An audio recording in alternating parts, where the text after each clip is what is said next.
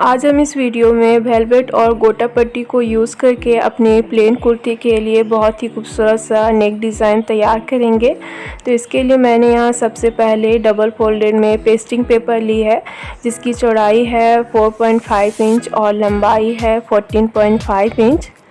तो अब हमें यहाँ सबसे पहले नेक के लिए निशान लगाना है। तो यहाँ मैं नेक की चौड़ाई 3 इंच रख रही हूँ और नेक की गहराई हम 6 इंच रखेंगे। आप चाहें तो इसे अपने हिसाब से कम या ज़्यादा भी रख सकते हैं।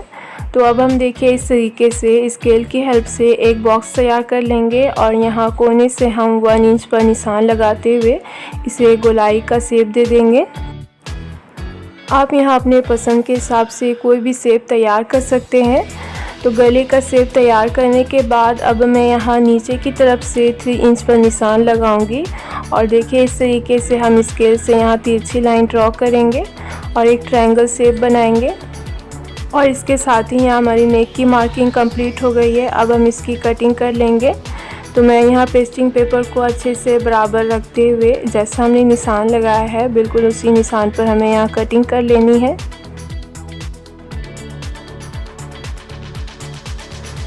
तो मैंने यहाँ नेक की भी कटिंग कर ली है। अब हम यहाँ फिर से स्केल लेंगे और देखिए इस तरीके से हम स्केल की हेल्प से पूरे नेक पर तिरछी लाइंस ड्रॉ करेंगे।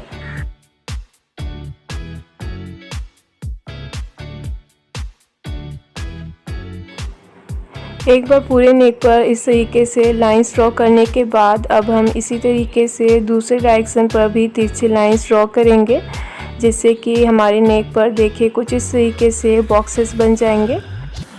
और अब मैं यहाँ वेलवेट की फैब्रिक लूँगी, जिसकी रॉन्ग साइड को हम ऊपर की तरफ रखेंगे और हमने जो यहाँ पेस्टिंग पेपर पर नेक की कटिंग की है उसे हम इस पर अच्छे से रख कर इस पर आयरन कर लेंगे और इसे फैब्रिक पर अच्छे से चिपका लेंगे।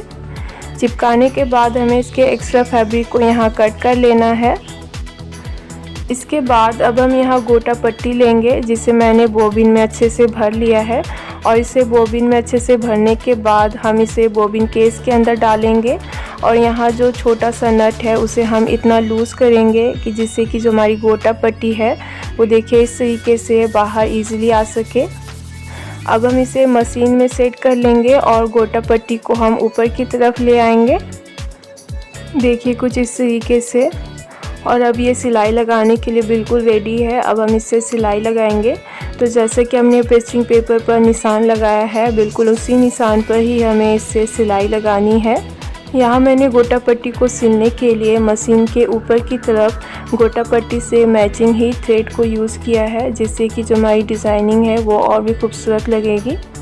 इस तरीके से गोटा पट्टी को यूज़ करके सिलाई लगाने से जो हमारी गोटा पट्टी है वो बीच में से फोल्ड हो जाती है और थ्रेड उसे ऊपर से अच्छे से कवर कर लेता है, जिससे कि बाद में हमारी गोटा पट्टी मुड़ती भी नहीं है और ये दिखने में भी बहुत ही अच्छी लगती है।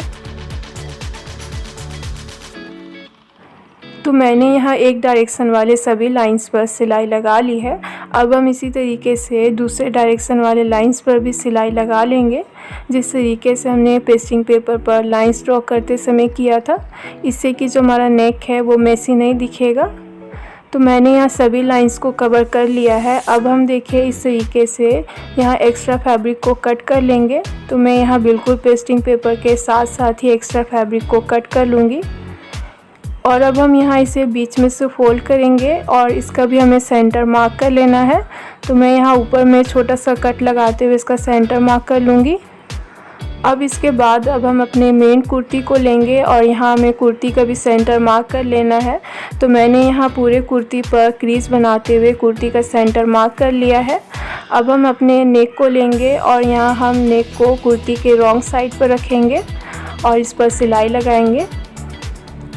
यहाँ सिलाई लगाते समय हम इस बात का ध्यान ज़रूर रखेंगे कि ये जो हमारा नेक है वो बिल्कुल कुर्ती के सेंटर में होना चाहिए।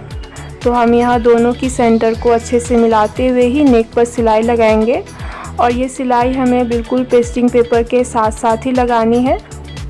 तो हम यहाँ बहुत ही ध्यान से और धीरे धीरे ही इस पर सिलाई लगाएंगे।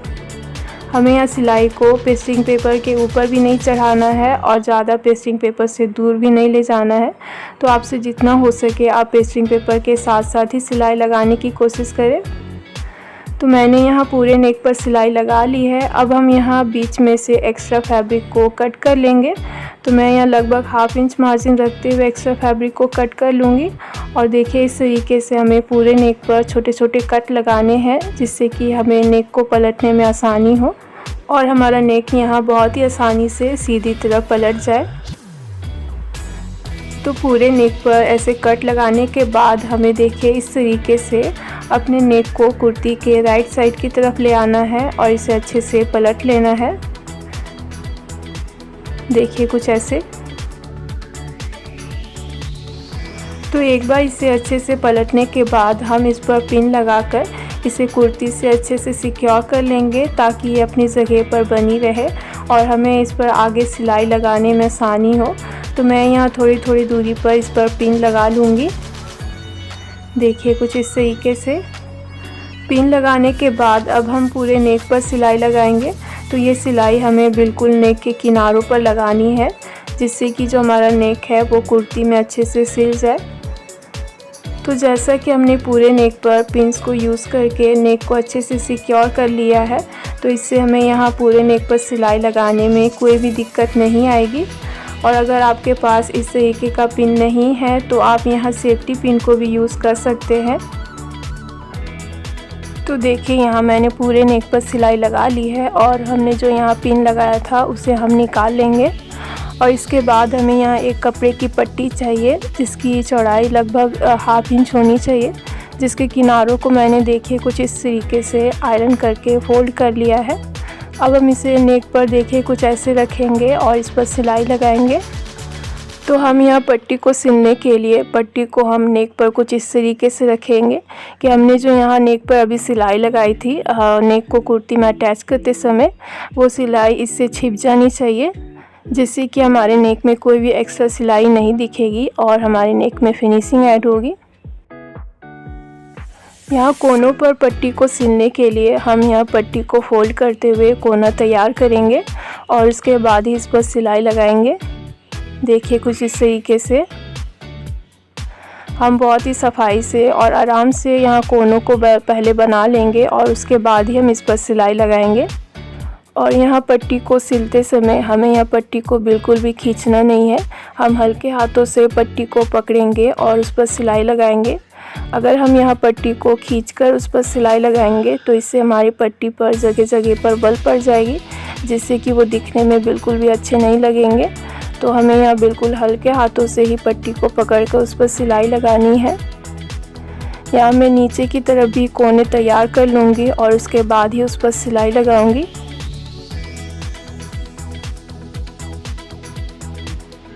तो देखिए हमें यहाँ कुछ इस तरीके से पट्टी से कोने तैयार करने हैं और उस पर सिलाई लगानी है। और इसी तरीके से हम पूरे नेक पर पट्टी को अच्छे से सिल लेंगे।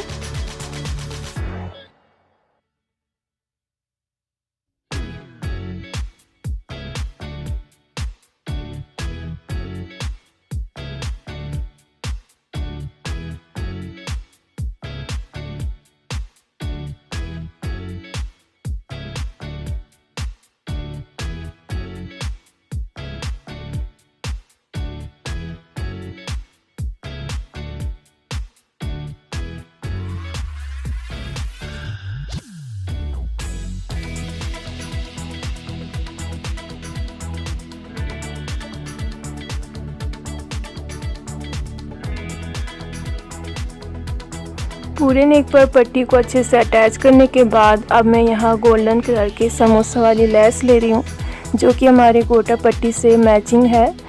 तो अब मैं इस लेस को देखिए इस तरीके से पट्टी के अंदर दबाते हुए इस पर सिलाई लगाऊंगी। देखिए कुछ इस तरीके से।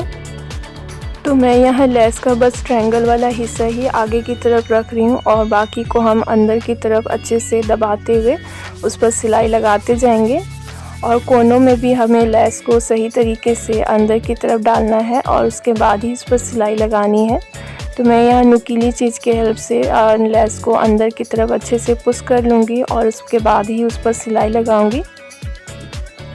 और इसी तरीके से मैं यहाँ पूरे नेक पर लेस को अच्छे से अटैच कर लूँगी।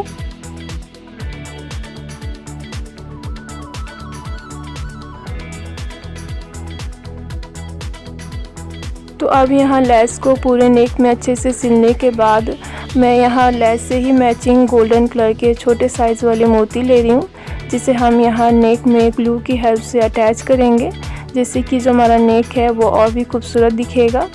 तो देखिए हम कुछ इस तरीके से अपने बॉक्सेस के बीच में ग्लू लगाएंगे और इन पर मोतियों को रखेंगे।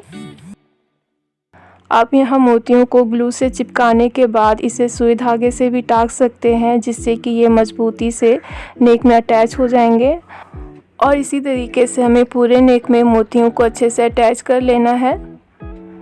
तो देखिए यहाँ मोती लगाने के साथ ही हमारा नेक डिज़ाइन बनकर कंप्लीट हो गया है। और बनने के बाद हमारा नेक डिज़ाइन देखिए कुछ इस तरीके से दिखेगा। अगर आपको ये नेक डिज़ाइन की वीडियो पसंद आई हो तो आप मेरे वीडियो को लाइक करें, शेयर करें और मेरे चैनल पर न्यू है तो मेरे चैनल को सब्सक्राइब कर ले और उसके पास वाले बेल आइकन को भी प्रेस करना ना भूलें। Thanks for watching.